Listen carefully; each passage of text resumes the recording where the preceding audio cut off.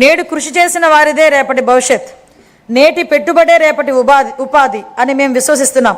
ఊహాత్మక ప్రణాళికలు మరియు నిరంతర సంస్కరణల ద్వారా ఆంధ్రప్రదేశ్ను పరిశ్రమలు మరియు ఆవిష్కరణలకు అగ్రగామిగా గమ్యస్థానంగా నిలబెట్టేందుకు కట్టుబడి ఉన్నాం. 2019-24 మధ్యకాలంలో పారిశ్రామిక అభివృద్ధి పూర్తిగా దెబ్బతింది. అయితే మా ప్రభుత్వ అచంచల కృషితో కేవలం 18 నెలల్లో బ్రాండ్ ఆంధ్రాను పునరుద్ధరించాం.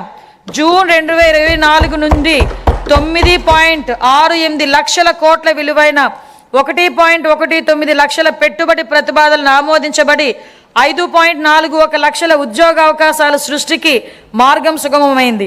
మా విజన్ ప్రపంచంతో పోటీ, స్థానికంగా చేయూత. ఇటీవల నిర్వహించిన గ్లోబల్ పార్ట్నర్షిప్ సమ్మిట్ 2025లో 13.25 లక్షల కోట్లకు పైగా పెట్టుబడి ఒప్పందాలు కుదిరాయి. 16.13 లక్షల ఉద్యోగ అవకాశాల సామర్థ్యంతో 600 MOUలు సంతకం చేయబడ్డాయి. ప్రస్తుతం దేశంలో అతిపెద్ద సింగిల్ FDI పెట్టుబడిని ఆకర్షించిన రాష్ట్రంగా ఆంధ్రప్రదేశ్ గురించి ప్రపంచం మాట్లాడుతుంది. గట్టి అంతర్జాతీయ జాతీయ పోటీ మధ్య విశాఖపట్నంలో గూగుల్ సంస్థతో $15 బిలియన్ అంటే సుమారుగా 1.35 లక్షల కోట్ల విలువైన AI ఆధారిత డేటా సెంటర్ స్థాపనకు ఒప్పందం కుదుర్చుకున్నాం. గౌరవ IT మంత్రి నారా లోకేష్ గారు బ్రాండ్ చంద్రబాబుని సమర్థవంతంగా వినియోగించి ఈ చారిత్రాత్మక ఒప్పందాన్ని సాధించారు. ఆయనను ఆంధ్రప్రదేశ్ చీఫ్ జాబ్ క్రియేటర్గా కొనియాడటం సముచితం. అదనంగా అనకాపల్లిలో సమగ్ర ఉక్కు కర్మాగారం, నక్కపల్లిలో బల్క్ డ్రగ్ పార్క్, సమగ్ర సౌర సెల్ ప్రాజెక్ట్, 500 CBG ప్లాంట్లు, కాకినాడలో గ్రీన్ అల్యూమినియం ప్రాజెక్ట్, ఓర్వకల్లో సెమీ కండక్టర్ యూనిట్ వంటి ప్రముఖ పెట్టుబడులు ఆకర్షించగలిగాం. ప్రతి అసెంబ్లీ నియోజకవర్గంలో ఒకటి చొప్పున 175 MSME పార్కులు మరియు కృష్ణపట్నం, ఓర్వకల్, కొప్పర్తి పారిశ్రామిక నోడ్లు అభివృద్ధి చెందుతున్నాయి.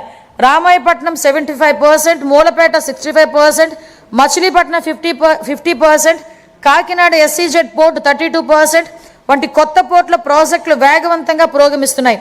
1523 కోట్లతో ఫేజ్ 1 మత్స్యకార హార్బర్ ఆధునికీకరణ పనులు ముగింపు దశలో ఉన్నాయి. అలాగే సాగర్మాల 2.0 సహకారంతో ఫేజ్ 2 హార్బర్లను ఈ PC పద్ధతిలో పునఃటెండర్ చేసి సకాలంలో పూర్తి చేయడానికి చర్యలు చేపట్టాం. భోగాపురం గ్రీన్ఫీల్డ్ విమానాశ్రయాన్ని అల్లూరి సీతారామరాజు అంతర్జాతీయ విమానాశ్రయంగా పేరు మార్చబడింది. ఇది 97% పూర్తయింది. కర్నూలు జిల్లా ఓర్వకల్లో 300 ఎకరాల్లో దేశంలో తొలి సమగ్ర డ్రోన్ సిటీని అభివృద్ధి చేస్తున్నాం. రతన్ టాటా ఇన్నోవేషన్ హబ్ను రాష్ట్ర ప్రధాన నవకల్పనల వేదికగా స్థాపించబడింది. అమరావతి క్వాంటమ్ వ్యాలీ మరియు క్వాంటమ్ కంప్యూటింగ్ సెంటర్ల స్థాపన ద్వారా ఆంధ్రప్రదేశ్ డీప్ టెక్ రంగంలో అగ్రగామిగా నిలుస్తోంది. 1990లలో IT విప్లవం ద్వారా లాభపడిన తరానికి పోలికగా నేటి యువత రేపటి సాంకేతిక విప్లవాల ద్వారా లాభపడనున్నారు.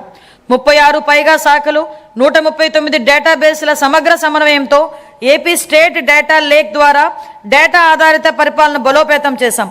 మనమిత్ర వాట్సాప్ గవర్నెన్స్ సేవలను 150 నుంచి 900కి పైగా పెంచి పౌరులకు వేగవంతమైన సేవలను అందిస్తున్నాం. దీని ద్వారా పౌరుల ప్రభుత్వ కార్యాలయాల భౌతిక సందర్శన గణనీయంగా తగ్గడమే కాకుండా నిర్ధారించిన సమయంలో సేవలను పొందగలుగుతున్నారు. ఏప్రిల్ 1, 2026 నుంచి చేనేత కార్మికులకు నెలకు 200 యూనిట్లు, పవర్లూమ్ కార్మికులకు 500 యూనిట్ల వరకు ఉచిత విద్యుత్ అందించనున్నాము. దీనివల్ల 1 లక్షకు పైగా కుటుంబాలు లాభపడతాయి.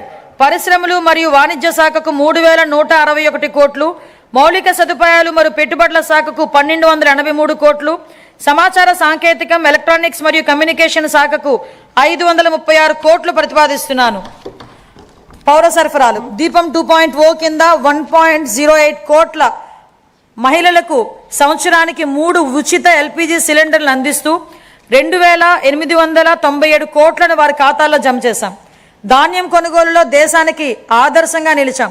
12 ఫిబ్రవరి 2026 నాటికి 8.54 లక్షల రైతుల ఖాతాల్లో 10,580 కోట్ల జమ అయ్యాయి.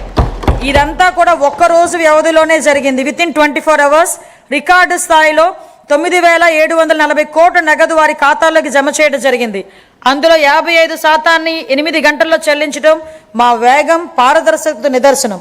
2026-27లో పౌర సరఫరాల శాఖకు 3,821 కోట్లు ప్రతిపాదిస్తున్నాం. సామాజిక సంక్షేమం, గిరిజన, BC, మైనార్టీల సంక్షేమం. అభివృద్ధి అంటే కేవలం భవనాలు కాదు, గౌరవప్రదమైన జీవనమే అసలైన అభివృద్ధి. గౌరవనీయ ముఖ్యమంత్రి గారి హృదయానికి అత్యంత సన్నిహితమైన అంశం సంక్షేమం. సంక్షేమం అనేది కేవలం దాతృత్వం